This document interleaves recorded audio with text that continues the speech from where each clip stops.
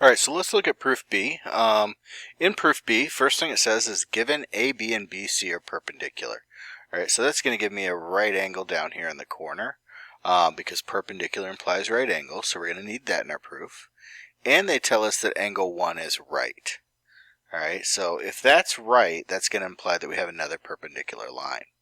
Now, right there, it kind of sparks my memory that we had a rule that said if we have two lines that are perpendicular to the same line, then we know they're parallel. Now, as soon as we have parallel lines, then we can go to angles 2 and 3 and draw a conclusion with some of our angle pair relationships. So let's get this written out. So we're going to go ahead to the proof here.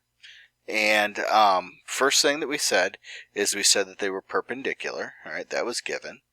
So given AB is perpendicular to BC, all right, and that angle 1 is right,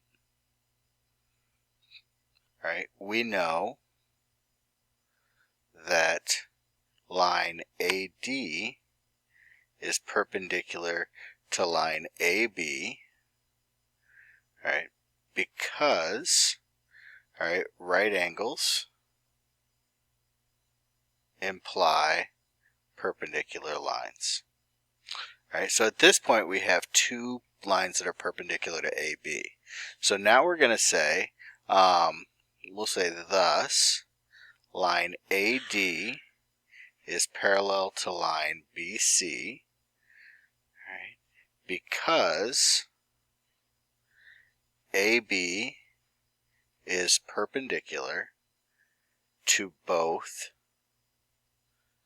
line AD and line BC. All right, so we have them perpendicular to both. Now, at this point, we have the two lines are parallel.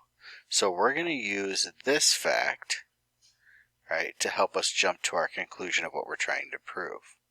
Right, so now we can say since AD is parallel to BC, we know angles 2 and angle 3 are supplementary, right? And our reason would be because parallel implies consecutive interior angles are supplementary.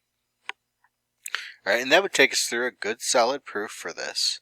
All right, and again, we're writing kind of a paragraph style as opposed to the traditional two-column proof for this one. But the big idea here is the flow of logic. So we're taking it piece by piece from what we know to what we're trying to prove, every time using one small theorem or one small relationship to move us one step closer. All right, hope that helps. I believe there's one more that I'll be recording here in a second.